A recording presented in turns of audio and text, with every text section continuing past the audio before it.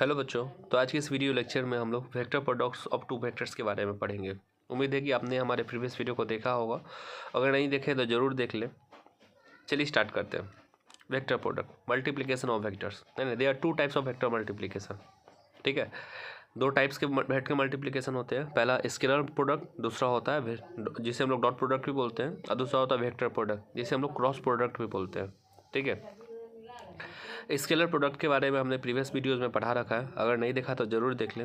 और आज के इस वीडियो लेक्चर में हम लोग क्रॉस प्रोडक्ट के बारे में डिस्कस करने वाले हैं। ठीक है, उम्मीद कर रहे हैं कि आपको समझ में अच्छे से आएगा। चलिए स्टार्ट करते हैं। क्रॉस प्रोडक्ट, तो मान लीजिए कोई वेक्टर बी है और ये कोई वेक्टर ए है।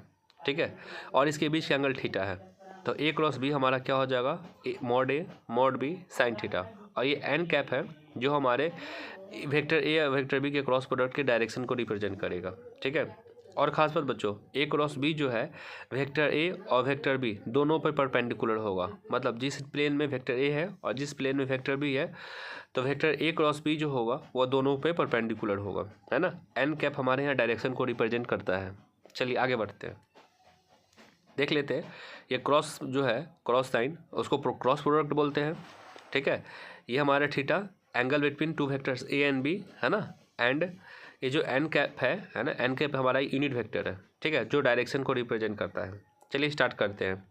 आप देख सकते हैं इस राइट हैंड थंब रूल से, ए आपका अगर इंडेक्स फिंगर को दिखाए, बी मिडिल फिंगर को दिखाए, तो ए क्रॉस बी जो है राइट थंब को दिखाएगा, है ना। राइट हैंड थंब रूल इसी को बोलते हैं, ए क्रॉस बी। आप देख सकते हैं जो थंब है वो दोनों इंडेक्स फिंगर और मिडिल फिंगर पर परपेंडिकुलर है। ठीक है, तो इतना याद रखिएगा, क्रॉस प्रोडक्ट में जो हमें प्राप्त होता है वेक्टर, वह वेक्टर दोनों वेक्टर पर परपेंडिकुलर होगा। चलिए आगे बढ़ते हैं।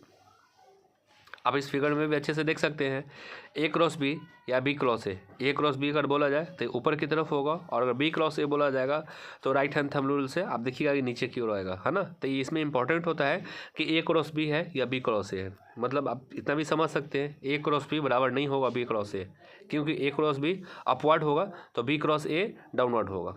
चलिए आगे बढ़ते हैं। वेक्टर प्रोडक्ट, अब वेक्टर ए बी है और ये आपका वेक्टर ए है। ठीक है, तो अब बीच का एंगल थीटा है, तो ए क्रॉस बी क्या हो जाएगा आपका, vector A mod B sine theta. और एन कैप हमारा क्या होगा, डायरेक्शन को रिप्रेजेंट करेगा। ठीक है, एन कैप हमारा डायरेक्शन को रिप्रेजेंट करता है यहाँ। ठीक है, चलिए, तो when we are interested in finding the magnitude and direction of the resultant vector, we go for cross product. ठीक है, अगर हमें डायरेक्शन मैग्नीट्यूड के साथ साथ डायरेक्शन का भी जरूरत पड़ेगा तो हम लोग क्या करेंगे, क्रॉस प्रोडक्ट का यूज करेंगे। ठीक है, इसमें मैग्नीट्यूड और डायरेक्शन दोनों हमें प्राप्त होते हैं। चलिए आगे बढ़ते हैं।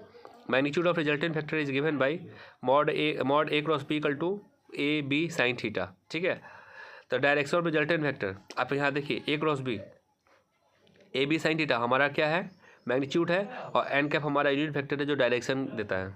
चलिए आगे बढ़ते हैं। Vector product P cross Q, है ना, तो ये हमारा हो जाएगा पी क्यू साइन थीटा। आप देख सकते हैं क्यू साइन थीटा को एक साथ ले लें तो जो यहाँ क्यू साइन थीटा होगा वो हमारा component of P perpendicular to P vector. और सेम क्यू क्रॉस पी अगर लेते हैं तो क्यू क्या हो जाएगा, पी साइन थीटा, और पी साइन थीटा क्या हो जाएगा, component of P perpendicular to Q vectors. ठीक है, अब हम लोग ये जो रेड लाइन से जो अंडरलाइन है ना, उसको हम लोग समझने का प्रयास करते हैं। चलिए आगे बढ़ते हैं। सिग्निफिकेंस ऑफ क्रॉस प्रोडक्ट, जैसे ये वेक्टर क्यू है और ये वेक्टर हमारा पी है, इसके बीच का एंगल थीटा है। ठीक है, अगर हम लोग एक लाइट देते हैं, ठीक है, तो अब देखिएगा इसका जो इमेज बनेगा ना, इमेज वो हमारा पी साइन थीटा को रिप्रेजेंट करता है। देख सकते हैं ये जो शैडो हमारा है ना, वो पी साइन थीटा को रिप्रेजेंट करेगा। चलिए ठीक है, अब इसे थोड़ा ज्योमेट्रिकली भी समझते हैं। ठीक है, तो मान लीजिए ट्रायंगल बी ए सी में है ना, साइन थीटा लेते हैं, तो साइन थीटा हमारा क्या हो जाएगा, अब क्या हो जाएगा, ए सी अपॉन बी सी, है ना, ए सी अपॉन बी सी की जगह हम लोग पी लिख सकते हैं ना, तो ए सी की जगह हमारा क्या हो जाएगा, पी साइन थीटा हो जाएगा। चलिए समझ रहे हैं, तो यही हमारा जो P component of Q perpendicular to P है ना, ये इसका मतलब यही होता है। चलिए आगे बढ़ते हैं। A cross B A B sine theta, N cap A B sine theta magnitude बताएगा रिजल्टेंट वेक्टर का, और N cap direction of resultant vector हमें बताता है। ठीक है, तो जब मॉड लेंगे, मॉडलेस निकालना होगा तो बस ए बी साइन थीटा ही आएगा। ठीक है, अब राइट हैंड स्क्रू रूल से भी हम लोग इसे समझ सकते हैं। ठीक है, चलिए देखते हैं। जैसे ये बी है और ये ए है, ठीक है, अगर ए क्रॉस बी निकालेंगे तो ये होगा इनसाइड, मतलब डाउनवर्ड जाएगा, है ना। इसका मतलब क्या होगा, स्क्रू जो होगा अंदर की तरफ चला जाएगा। ठीक है, आप देख सकते हैं ए क्रॉस बी, ठीक है। The rule of right hand screw for defining the direction of vector product of two vectors, ठीक है। Resultant vector have direction going into the plane of the screen, ठीक है। अगर आप ए क्रॉस बी लीजिएगा तो इनसाइड चला जाएगा, ठीक है।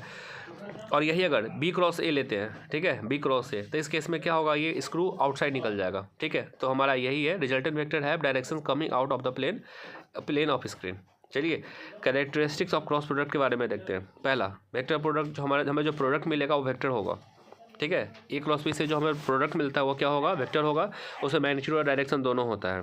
दूसरा, if A vector A and vector B are given, ठीक है, the vector is A cross B क्या हो जाएगा, A B sine theta, N cap हमारे यहाँ डायरेक्शन को देता है। तीसरा, it is directed at right angles to the plane containing the two vectors and its sense it is given by the right hand thumb rule, ठीक है।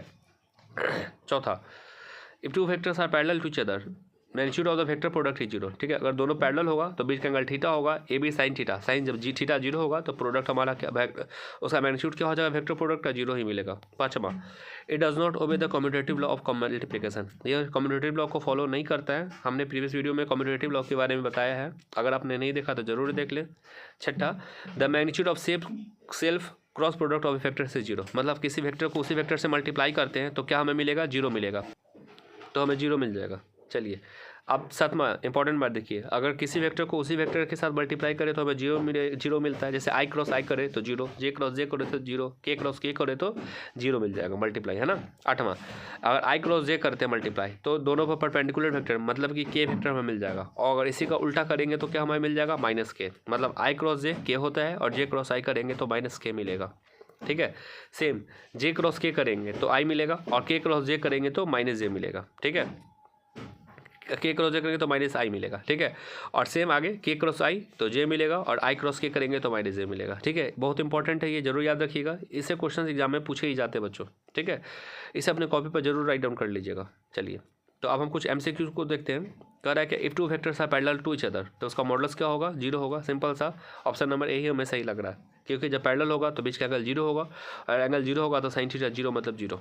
चलिए तो जीरो हो गया, आगे बढ़ते हैं। दूसरा, इन वेक्टर प्रोडक्ट में आई क्रॉस जे, देख लीजिए आई क्रॉस आई जीरो होता है ना, आई क्रॉस आई जीरो, तो हमारा ऑप्शन नंबर 2 ही सही लग रहा है ना।